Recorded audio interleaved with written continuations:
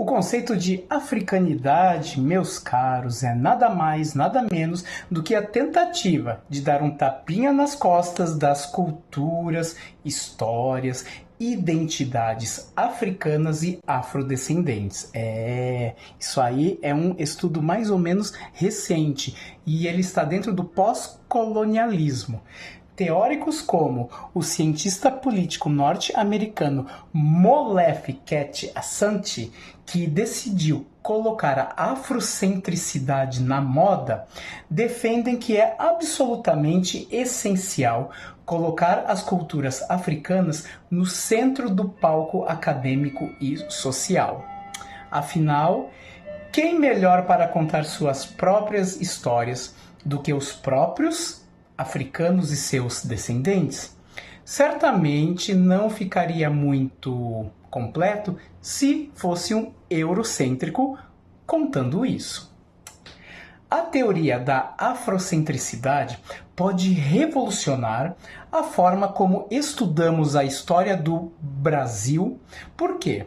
Porque oferece uma nova perspectiva que valoriza as contribuições africanas e também dos afrodescendentes na construção da identidade nacional. Ou seja, as africanidades não são apenas, influências na parte da comida, na parte do samba, do futebol. Não.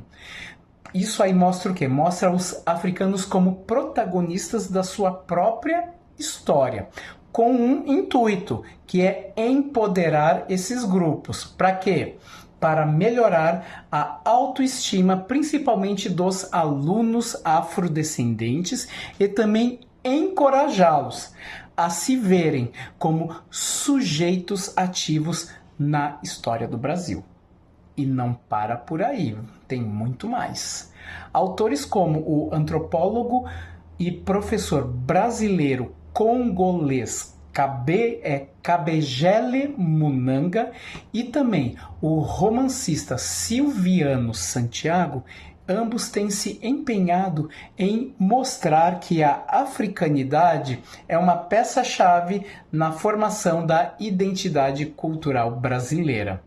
Eles afirmam, com toda razão, que a cultura africana é uma das bases da nossa sociedade. É um pilar que tem o quê? Que tem o mesmo valor, que tem o mesmo poder do que o pilar construído pelos brancos e também pelos indígenas. Por quê? Porque o Brasil não é apenas só samba e futebol, não é mesmo? E aconteceu uma reviravolta digna de uma novela mexicana no início do século XXI, com a nossa legislação na área educacional. A inclusão da história e da cultura africana e também indígena nos nossos currículos escolares foi como um grito de liberdade contra o eurocentrismo. Essa ideia de que a Europa é meio que um molde para o resto do mundo. A Lei número 9.394 de 1996 estabelece que as diretrizes e bases da educação nacional devem conter o ensino da história e também da cultura afro-brasileira nos seus livros. Uau! Uma verdadeira revolução isso aí, sabia? Porque isso certamente vai ajudar os alunos a meio que romper aquela aparição da África apenas como um apêndice econômico da Europa. Isso também requer o quê? Requer professores conscientes de que devem estudar, de que devem ir atrás desse manancial de conhecimento que até então tinha sido renegado a nós brasileiros, né? Por quê? Porque as culturas elas devem ser tratadas com o respeito que merecem, né? Então, isso aí é uma coisa bastante interessante. Se vocês pegarem os livros hoje de história, vocês vão ver que há longos capítulos de reinos africanos lá na Idade Média, com bastante poder econômico, né? Então, e outra coisa que isso também ajuda a quebrar os estereótipos que aprisionam os negros dentro de certos papéis sociais restritos, né? Por exemplo, negro é o quê? Futebol, atleta, de forma geral. Então entrou em cena o quê? As políticas afirmativas, como as cotas raciais que estão aí para combater o racismo institucional, que é o quê? Aquele em que as instituições elas dificultam a aparição dos negros. Como assim? No ano 2000, apenas 2,2% da população negra tinha concluído o ensino superior. Em 2017, esse número saltou para 9,3%. Parece que não é uma cifra muito grande, mas sim, isso aí é um impacto de milhões de pessoas. E mais, pesquisas feitas desde então mostram que os estudantes negros cotistas, eles têm desempenho acadêmico semelhante aos seus colegas não cotistas. Isso aí faz o quê?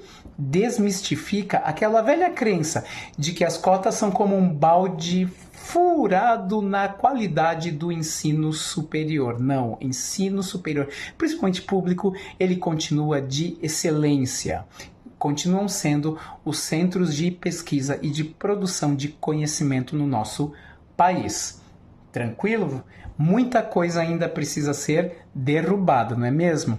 Por fim, temos uma outra questão que eu quero pautar, que é o embranquecimento sutil, às vezes não tão sutil assim, de grandes figuras da cultura nacional, como se estivéssemos tentando apagar qualquer traço de cor mais escura da nossa história. O caso de Machado de Assis é emblemático. Se vocês pegarem fotos dele, principalmente em obras da década de 50, 60, Machado está branco. Né? Considerado um dos maiores escritores brasileiros, sua identidade racial foi por muito tempo apagada ou até mesmo minimizada. Por quê? Afinal, quem precisa saber que ele era negro, que ele era filho de escravos? Especialistas afirmam que houve um processo de embranquecimento em sua representação na literatura brasileira. Porque, claro, a narrativa precisa ser mais palatável. Temos um pesquisador chamado Gondim da Fonseca que ele levanta a bandeira contra essa narrativa distorcida que reflete um ideal social de embranquecimento que permeou o Brasil por séculos. Ele tem um livro chamado Machado de Assis e o Hipopótamo, né? Nesse livro, ele questiona como a identidade racial do Machado foi trabalhada ao longo do tempo. E esse reconhecimento é fundamental para valorizar Machado de Assis como autor e entender melhor a história da população negra no Brasil e as suas contribuições à cultura nacional. Porque, no final das contas, todos nós sabemos. Ignorar a diversidade é como tentar fazer uma feijoada sem feijão. Não dá, fica sem sabor e também descaracteriza o próprio prato, tranquilo?